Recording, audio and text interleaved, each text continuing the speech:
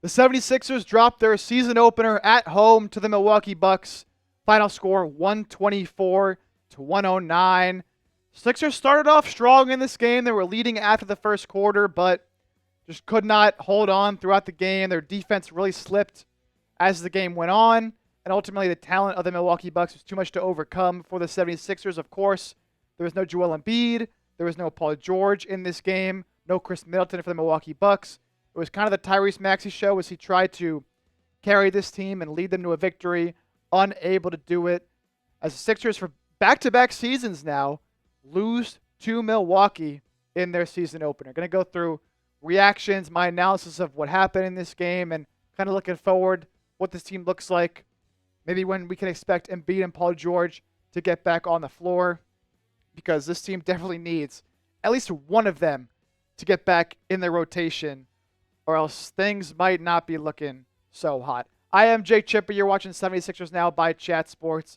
Appreciate everybody who tuned into our watch party tonight. We did a watch party for this game right here on the channel. We're live currently filming this post-game show on the channel, so be sure to subscribe if you want to tune in for more watch parties in the future. So let's talk about this game here. The Sixers, of course, fall 124-109, and the game started off fine for the Sixers. They were up 23-22 after the first quarter, and things were looking up. They were playing hard. They were playing physical. The team was playing with effort, was playing with energy, and they were playing good defense, which was so important. They only scored 23 points in the first quarter, but they only gave up 22 to a team with Damian Lillard and Giannis, especially when you're running a starting lineup of Tyrese Maxey, Eric Gordon, Kelly Oubre, KJ Martin got the start in this game over Caleb Martin and Andre Drummond. And you're still able to do enough to win that first quarter. But man, after that first quarter, it just got ugly. Damian Lillard was hitting threes from all over the place. The Sixers were giving up way too many open threes to the likes of Torrey and Prince. Giannis was dominating, and we'll get into some of those individual numbers a little bit later in the game. Just some of my overall thoughts in this game before we get into some individual players here. I did think the Sixers, especially early on, did a very good job of hitting the offensive glass early and often and really hustling. You know, one of the things this team really struggled with last year was rebounding. We know this, right? Of course, rebounding defensively, but they weren't really a good offensive rebounding team either. Tonight, Sixers were pretty good on the offensive glass. As a team, 49 rebounds. They had 17 offensive rebounds. Milwaukee only had 8 offensive rebounds. So, pretty good there for the Sixers. Andre Drummond, Guerschon Yabusele did a great job of crashing the glass and really making hustle plays, especially Drummond early on, and led to a lot of early second chance points for the Sixers. And that's kind of what kept them in the game in that first quarter. And it's just such a nice change of pace from what this team had last season, where, you know, Paul Reed, your backup center, Mo Bamba in there, you know, just not a great rebounding team. Tonight they showed they can hit the glass and hit the glass hard, and I could kind of tell that was an emphasis from Nick Nurse was, you know, make sure that we're attacking the glass and we're really playing hard, because we're going to need those second chance opportunities when we don't have Paul George and Joel Embiid on the offensive end of the floor. So I want to give a shout out to some of the good things the Sixers did, and that is one of the good things that they showed was hitting the offensive glass and being aggressive and showing energy and effort, especially, again, from Drummond and Yabusele. Some matchups that I thought were kind of interesting in this game. You know, Caleb Martin was everywhere in this game defensively. He was guarding Dame for a lot of the game. He was guarding Giannis for a lot of the game. And, you know, it's tough to ask him to guard two players of that caliber. And he certainly did struggle at times guarding each of those players, but he had his good moments as well. And, you know, I think that's going to be such a big part of this team moving forward is Caleb Martin's defensive versatility, where he can guard somebody like a Damian Lillard one possession and then go guard someone like a Giannis Antetokoumpo one possession. And, you know, he definitely did struggle, especially against Giannis, who's just a lot bigger than him. And then Dame hit a couple threes against him who went crazy. But I like seeing him deployed in multiple different ways and seeing them using him. Even though he didn't start the game, he did start the second half. And he did have an impact on this game for sure. KJ Martin drew the Giannis assignment for a lot of the game as well, and he did about as good as you could expect. It's hard to guard Giannis. He has a rare combination of size, speed, strength, and he got to the line a ton in this game. And it's just hard to ask somebody like KJ Martin to guard him every single possession, but he tried to hold his own as good as he could, and I thought he did, a decent job of guarding him. The Sixers really struggled, though, on the defensive end. In the first quarter, as I said, the Sixers outscored the Bucks 23-22. After the first quarter, in the second quarter, the Sixers were outscored 36-24. And then in the third quarter, the Sixers were outscored 42-34. They gave up 42 points in the third quarter. Look, it's unacceptable, and I know you're missing Joel Embiid. You're missing Paul George. It's going to happen. Those are not only two of your three best players, but two of your best defenders on the team, right? Obviously, your defense won't be as good with no Joel Embiid and no Paul George. But there were just too many wide open threes happening in that third quarter. Guys like Taurean Prince just knocking down three after three after three. There's just got to be better communication from the Sixers team. Too much over-helping on drives because guys were getting blown by at the point of attack. It's something they got to clean up. It's the first game of the year. I'm not going to overreact to the first game of the season. But at some point, you do want to see this team. They were fighting. I don't want to say they weren't giving effort and they weren't fighting, but it just wasn't good enough execution defensively. Something they're going to have to clean up if they're going to be without Joel Embiid and Paul George for an extended period of time.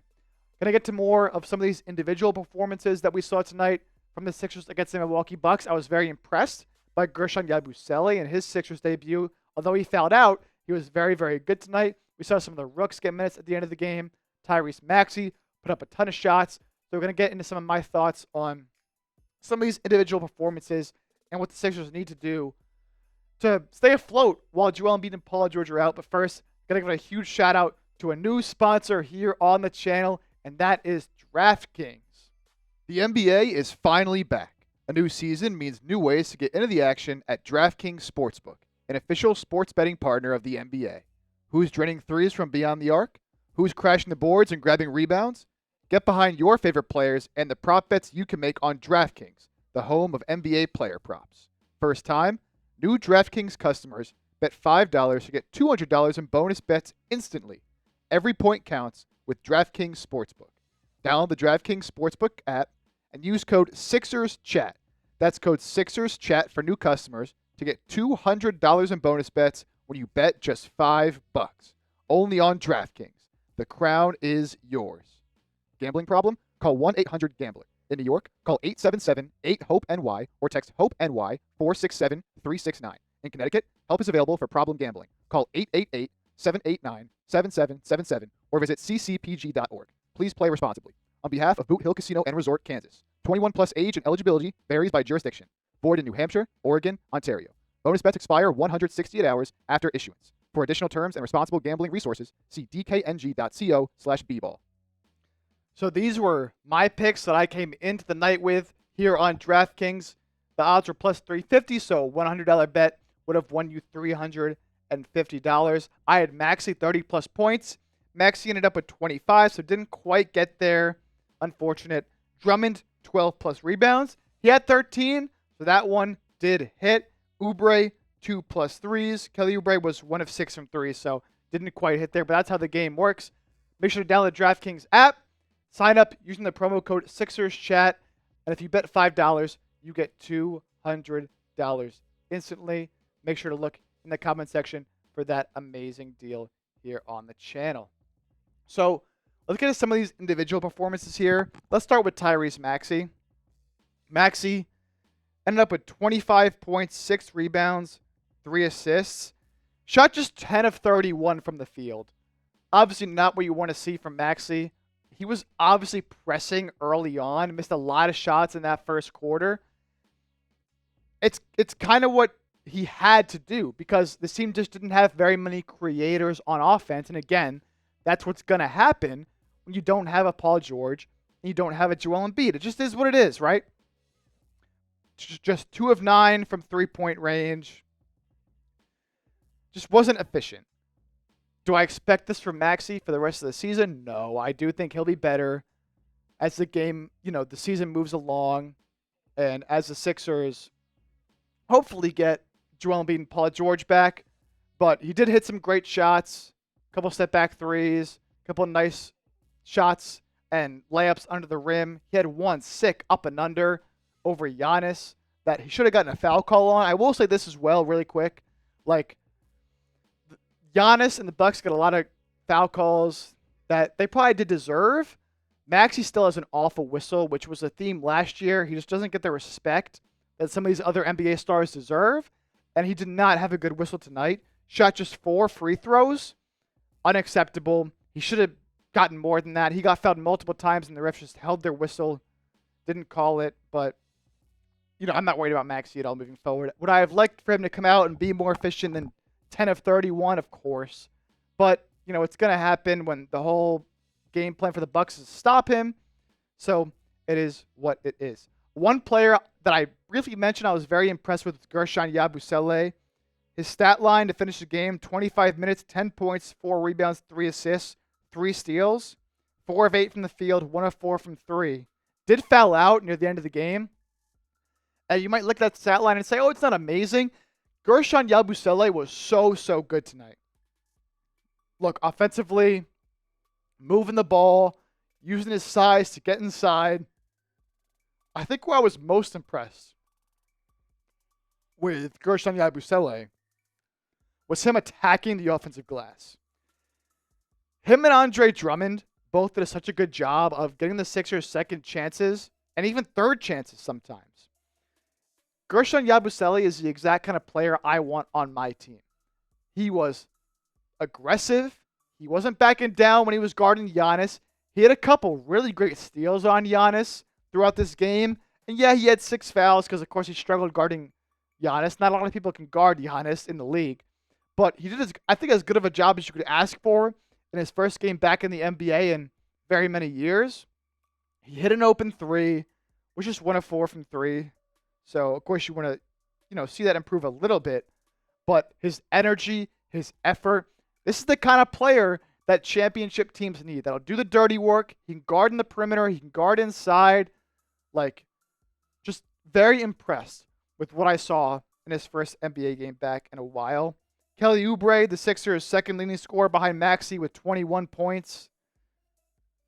2 rebounds, 1 assist. He was 8 of 18 from the field, just 1 of 6 from 3. So, would like to see him get that 3-point efficiency up at least a little bit. But he was aggressive, hit a lot of shots in the paint. His patented drive to the paint, pull up over someone with that left hand little mini floater. He was solid, struggled early on, but he had to be aggressive, and he was. Just the Sixers as a whole didn't shoot very well. Shot just 8 of 31 from 3. That's 25.8% compared to Milwaukee, who shot 16 of 37. That's 43%. That just can't happen. Other notable performances for Philly. Kyle Lowry had a decent game, 13 points, 6 assists. He hit a couple threes, was 3 of 5 from beyond the arc. I thought Caleb Martin, certainly struggled at times. I feel like sometimes he was trying to do a little too much on the offensive end of the floor. He was pretty much guarded by Giannis the entire game, and there was a few times where he was trying to attack Giannis off the dribble. He just couldn't get by him, of course. We know how good of a defender Giannis is, so I think maybe trying to do a little too much. I think he'll be a lot better once Paul George and Embiid are back, but he still finished with 12 points, 9 rebounds, 3 assists, 5 of 10 from the field. Not awful. Didn't hit a 3 in this game. Only took 1. Andre Drummond, 10 points, 13 rebounds, and he had 5 offensive rebounds. This is what you're bringing a player like Andre Drummond for. And, of course, the Sixers ended up losing big here, but early on this game, he was very, very effective. Played 25 minutes, 13 rebounds. Again, a player, the Sixers haven't really had somebody like that in quite a while. Other than that, nothing really too notable from the Sixers front. KJ Martin started this game, but only played 15 minutes, 3 points. Rookie Council, 7 points. Scored all those late in the game in garbage time. Jared McCain and Adam Bona both got in the game at the very end. In garbage time, McCain ended up with 4 points, Adam Bona with 2, so both Sixers rookies getting their first points of their NBA career. Look, what this came down to, Giannis absolutely dominated. 25 points, 14 rebounds, 7 assists, 8 of 11 from the field, and 9 of 16 from the free throw line. There was just nobody on the Sixers that could guard him. Just wasn't. If you have Embiid in there, if you have Paul George in there, you have more bodies to throw, but he was just attacking all night long. Wasn't really settling for many jumpers, and was getting to the free throw line a lot. And Damian Lillard was unconscious in this game. 30 points, 9 rebounds, 6 assists, 6 of 12 from 3. He was hitting all these pull-up threes off the dribble, leaners. It was a vintage Damian Lillard game. And, it is a little bit of a concern. Do the Sixers really have a perimeter stopper? Again, hopefully once Paul George is back, that problem can be solved. But until Embiid and George are back, this is what you're going to have to deal with. And Dame and Giannis both were really, really good. Taurean Prince, who started this game in place of the injured Chris Middleton, ended up with 16 points. He was 4 or 5 from 3, and every 3 he took was absolutely wide open. So Sixers struggled a little bit with their rotations after getting blown by at the point of attack. Definitely something they got to clean up a little bit. Brook Lopez was awesome. Absolutely awesome in this game, especially as a rim protector. He had 6 blocks. 6 blocks in this game to go along with 10 points, 8 rebounds, 6 assists for Brook Lopez. Anytime Maxey tried to drive, anybody really, Brook Lopez was just meeting him at the rim, and it was very hard for the Sixers to even buy a bucket at the rim in this game. Other than that, Bobby Portis was really good in the first half, didn't do much in the second half, 16 points. Gary Trent Jr., 11 points. So, look, moving forward, we're going to see how this team can look after one game. The Sixers will have Toronto on Friday, Indiana on Sunday, the Pistons next Wednesday. You hope you can get at least one of Embiid or Paul George back for probably the Sunday game against the Indiana Pacers. I doubt you'll have either of them for the game this Friday. Paul George will be reevaluated at the end of this week. Joel Embiid will be reevaluated this weekend. This team definitely needs those guys back. They're obviously not the same squad when 2 of their 3 best players are out. I think they have enough to beat bad teams when they're not in the lineup. But when you're playing a team with talented players like the Bucks, it's just really, really tough to win those type of games where you don't have enough offense. And the defense also just simply wasn't there tonight. Too many wide open threes allowed. It really just can't happen. So hopefully either Embiid or Paul George is back soon, and then you can work from there. Again, just one game, not going to overreact. Tough to get a real read on this team when you don't have PG or Joel. But I think there were some encouraging signs from some of these players. Tyrese Maxey will shoot better than 10 of 31 on most nights. And as well, I thought this team fought well, even though they ended up losing by a decent amount. And good to see, some of the rebounding issues that were present last year not be a problem this year. That'll do it for this post-game show. Sixers lose by a final score of 124 to 109 as they drop their season open. I'll be back with another video on the channel tomorrow, so make sure you subscribe if you enjoyed our content. If you didn't join our watch party, be sure to turn on those notifications so you will be notified whenever we go live here on the channel. And we'll see you tomorrow here on 76ers Now.